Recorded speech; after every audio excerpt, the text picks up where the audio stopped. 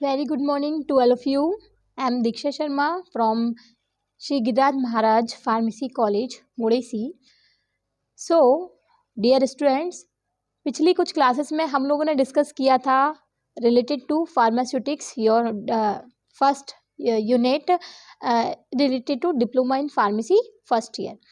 इसी में हम लोगों ने पिछली कुछ क्लासेस में डिस्कस किया था हिस्ट्री के बारे में। फार्मास्यूटिक्स का हिस्ट्री क्या है, किस तरीके से इंट्रोड्यूस किया गया है। इसके अलावा जो डिफरेंट टॉपिक्स हैं रिलेटेड टू फार्मास्यूटिक्स उसके बारे में हम आज डिस्कस करेंगे, जिसमें हम सब बेसिकली टर्मिनोलॉजीज़ को आज डिफाइन करेंगे, साथ में उनके बारे में थोड़ा सा जानने की कोशिश करेंगे कि किस तरीके से जो वेरी शॉर्ट क्वेश्चंस हैं या फिर शॉर्ट टाइप ऑफ क्वेश्चंस हैं उनमें टर्मिनोलॉजी से रिलेटेड क्वेश्चंस पूछा जा सकता है ड्यूरिंग एग्जाम। इसमें आज हम जानेंगे कि जिसे किस तरीके से फार्मास्यूटिक्स को हमको डिफाइन करना है। फार्मास्यूटिक एक तरह का केमिकल एंटिटी है जिसमें केमिकल सब्सटेंस जो है रिलेटेड टू ड्रग और डोसेज फॉर्म से रिलेटेड हम उसका मैन्युफैक्चरिंग कैसे कर सकते हैं। इसके अलावा पेटेंट क्या होता है, किसी भी फंडामेंटल राइट को हम किस तरीके से पेटेंट के थ्रू एग्जामिन करते हैं, अमेंडमेंट्स क्या होते हैं, किस तरीके से हम संशोधन प्रक्रिया को फॉलो करते हैं। इसके अलावा मोनोग्राफ्स क्या होते हैं, किसी भी एक इंडिविजुअल ऑब्जेक्ट का हमें डिटेल स्टडी अगर डिस्कस करना है तो उसके लिए हम मोनोग्राफ्स का हेल्प ले सकते हैं। इसके अलावा फार्माकोपिया क्या होती है, डिफरेंट फार्माकोपिया क्या है, और फार्माकोपिया एक स्टैंडर्ड बुक है तो उसमें हम क्या क्या डिस्कस करते हैं। ये सारे टॉपिक्स जो है वो हम आज की क्लास में डिस्कस करेंगे। So let's we start our some basic terminologies to with all of you. Okay class, चलते हैं अब आगे की ओर, आगे के टॉपिक्स को जानते हैं। ये फर्स्ट यूनिट का जो टॉपिक है, इस टॉपिक में अगर हम अब नेक्स्ट टॉपिक की देखें तो देखिए आप लोगों ने हिस्ट्री जान चुके हो, आप लोग किस तरीके से फार्मास्यूटिक्स के बारे में आपने जो फर्स्ट यूनिट में जितना भी आपका टोटल सिलेबस है उसके अकॉर्डिंग हम आप लोगों को गाइड कर रहे हैं। इसी के चलते अब हम इस चैप्टर में बेसिकली कुछ क्वेश्चंस भी आ सकते हैं, जिन क्वेश्चन में बेसिकली सम डिफरेंट टाइप के टर्मिनोलॉजीज़ के बारे में, डिफाइनिंग के बारे में आप लोगों से डिस्कस कर सकते हैं। तो इसके लिए आप लोगों को कुछ टर्मिनोलॉजी के बारे में क्लियर होना चाहिए। तो चलिए आज की क्लास में हम देखते हैं कुछ टर्म्स और उनके बारे में डिस्कस करते हैं। जैसे इन टर्म्स में अगर हम बात करें तो देखिए फार्मास्यूटिक्स क्या होता है, उसको डिफाइन कैसे करेंगे। इसके अलावा मोनोग्राफ क्या होता है, अमेंडमेंट्स क्या होते हैं, कैसे पेटेंट कराते हैं, what is the mean of patent. इसके अलावा फार्माकोपिया क्या होती है और फार्माकोपिया में कितने टाइप्स के डिफरेंट अलग अलग कंट्रीज़ में कितने टाइप की फार्माकोपिया होती है, इन सब का डिटेल स्टडी हम आज के क्लासेस में जानेंगे। तो let start to with me. सबसे पहले अगर हम जाने, देखिए आप लोगों को यहाँ पे सारे टर्मिनोलॉजी क्लियर दे रखे हैं, उसके बाद हम एक एक करके सारे टर्मिनोलॉजी के बारे में डिस्कस करेंगे। जैसे अगर हम लोग जाने सबसे पहले फार्मास्यूटिक्स, तो what the mean of pharmaceutics, तो ये एक ओवरऑल प्रोसेस है ड्रग मेकओवर के लिए है। किस तरीके से हम कर सकते हैं, overall process of developing a new chemical entity into an approved therapy that is safe and effective in treating or preventing disease। तो एक किस तरीके से आप न्यू केमिकल को जनरेट कर सकते हैं, किसी डिसीज़ के अगेंस्ट में प्रिपेयर कर सकते हैं जो कि एक इफ़ेक्टिव और एक्यूरेट इफ़ेक्ट देती है डिसीज़ के अगेंस्ट में, किस तरीके से वो केमिकल कॉन्स्टिट्यूएंट है जो काम करता है। इसके अलावा जो सेकंड टर्मिनोलॉजी है दैट इज़ अ अमेंडमेंट। तो what the mean of amendment, देखिए अमेंडमेंट को अगर आप हिंदी में देखें तो अमेंडमेंट का मतलब होता है संशोधन प्रक्रिया।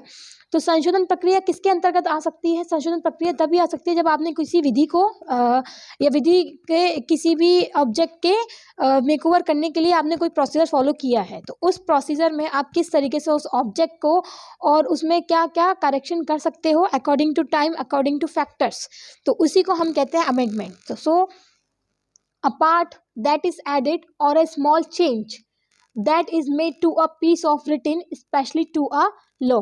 तो यहाँ पे अमेंडमेंट क्या है, एक तरह का एक ऐसा पार्ट है जहाँ पे हम कुछ फैक्टर्स को ऐड भी कर सकते हैं या कुछ थोड़ा बहुत छोटा सा मोटा करेक्शन भी कर सकते हैं, that made to a piece of written specially to a law, जो कि लॉ के अकॉर्डिंग चलता है। जैसे कि देखिए ना, अगर हम बात करें लॉ में भी तो कई सारे लॉ फैक्टर्स आते हैं जो कि समय के अकॉर्डिंग उनमें थोड़ा थोड़ा करेक्शन होता रहता है, संशोधन होते रहते हैं, तो उसी को हम अमेंडमेंट में देखते हैं। इसके बाद जो थर्ड टॉपिक है दैट इज़ अ पेटेंट। तो पेटेंट क्या होता है, देखिए अगर आपने खुद से भी कोई ड्रग मेकओवर करी है तो आप लोगों सबको ये पता है कि भाई जिसका आइडिया है और जिसका हार्ड वर्क है, जो कहीं ना कहीं मेन जो प्राइस है वो उसी को जाना चाहिए अल्टीमेटली। जैसे देखिए कि बहुत सारी कंपनीज होती हैं, चाहे अगर आप फूड कंपनीज की बात करें, चाहे आप ड्रग कंपनीज की बात करें, इंडस्ट्रीज़ की बात करें, मैन्युफैक्चरिंग की बात करें, तो देखिए अगर मोटिव सबका एक ही है, सपोज करिए कि एक पेन किलर जैसे कि पेन किलर है एज अ मेडिसिन, तो अगर उस पेन किलर में आप देखते हैं कि मार्केट में मल्टी ड्रग और वेराइटीज जो है वो अवेलेबल होती हैं ओनली फॉर पेन किलर, यानी कि केवल पेन के लिए। अगर इसी को देखते हुए हम बात करें, देखिए कुछ तो इफेक्टिव होती है, मतलब आपने कोई भी पेन किलर है जिस ब्रांड की है, जिस ट्रेड की है, आपने ली और अल्टीमेटली थोड़े बहुत टाइम में वो आपको रिलीफ मिल गया।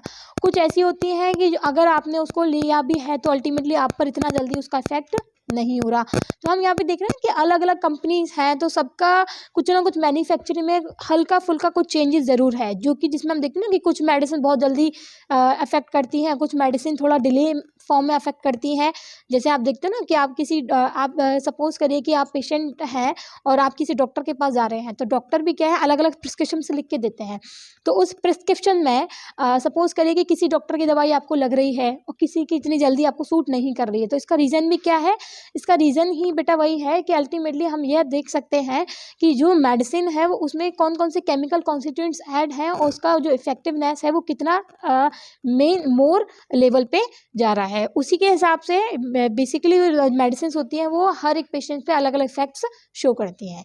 इसी में अगर हम बात करें पेटेंट की, तो patent is a official right to be the only person to make use or sell a product or an invention, यानी कि हम यहाँ पे देख रहे हैं कि एक ऑफिशियल राइट है जो कि किसी भी इंडिविजुअल पर्सन के थ्रू लिया जा सकता है to make a use or sell a product, उस प्रोडक्ट को सेलिंग के लिए या उस प्रोडक्ट की मैन्युफैक्चरिंग के लिए भी।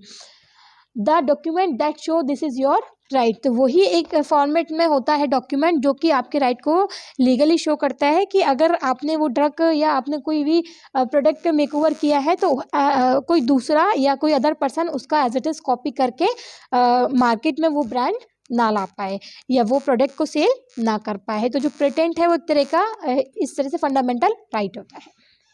इसके बाद अगर हम लास्ट टॉपिक की बात करें तो दैट इज़ अ मोनोग्राफ। तो देखिए मोनोग्राफ में हम क्या देख रहे हैं, ये detail written study of a single specialize subject.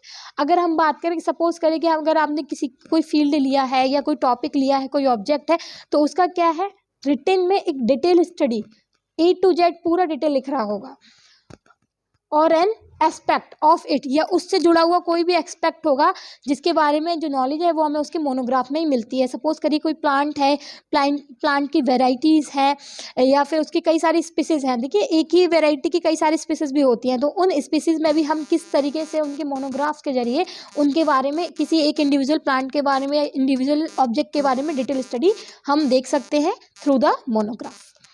इसी के अलावा the next topic is pharmacopoeia.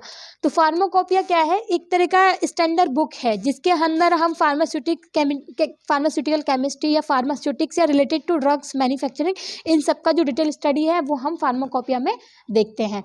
So it can be defined as any recipe or formula that standard required for making or preparing drug. तो इस तरह का standard book जिसमें हम किसी भी ड्रग के प्रिपरेशंस को या किसी भी ड्रग्स के मैन्युफैक्चरिंग के लिए बनने वाले प्रोसीजर को हम इसके अंदर स्टडी करते हैं। तो इंडियन फार्माकोपिया की अगर हम बात करें तो सबसे पहले, क्योंकि हम लोग इंडियन फार्माकोपिया से रिलेटेड आपके सिलेबस में क्वेश्चन आ सकता है कि आईपी से आप क्या समझते हैं, आईपी क्या होता है।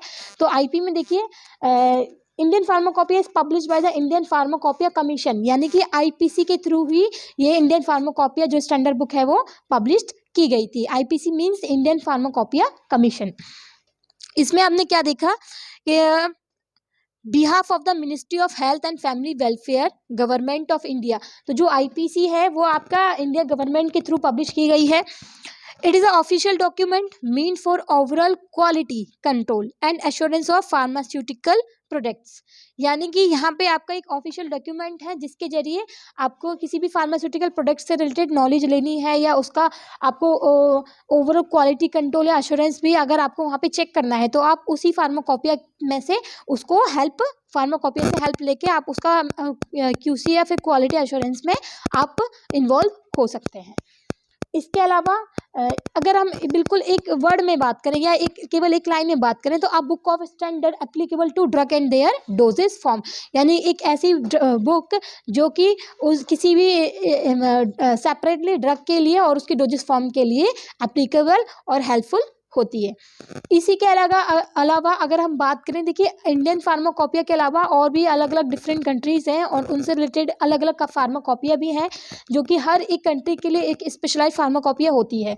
जैसे अगर हम बात करें, ब्रिटिश फार्माकोपिया है, इंडियन फार्माकोपिया अलग है, इसके अलावा USP यानी कि द यूनाइटेड स्टेट फार्माकोपिया, इसके अलावा BPC ब्रिटिश फार्मास्यूटिकल कोडेक्स, ऐसे ही IPC है इंडियन फार्मास्यूटिकल कोडेक्स, इसके अलावा यूरोपियन फार्माकोपिया, इसके अलावा एक्स्ट्रा फार्माकोपिया, इसके अलावा आप यहाँ पे देख सकते हैं NF भी होता है, नेशनल फॉर्मूलरी भी होती है, इसके अलावा IPC यानी कि इंडियन फार्मास्यूटिकल कोडेक्स। तो इस तरीके से हम काफ़ी सारे अदर्स डिफरेंट कंट्रीज़ हैं जिनके हम फार्माकोपिया के बारे में आपको शॉर्ट फॉर्म जो बताई गई है उनका आपको डिटेल में बताया गया है कि इसका फुल फॉर्म क्या है। तो क्वेश्चन पे आ सकते हैं कि detail about different pharmacopoeia related to other countries, तो केवल आपको नेम बताने होंगे, तो नेम एटलीस्ट आपको उसके क्लियर होने चाहिए। इसी के साथ आज की क्लास के लिए करते हैं ओवर, मिलते हैं नेक्स्ट क्लास में न्यू टॉपिक के साथ। Okay class, thank you.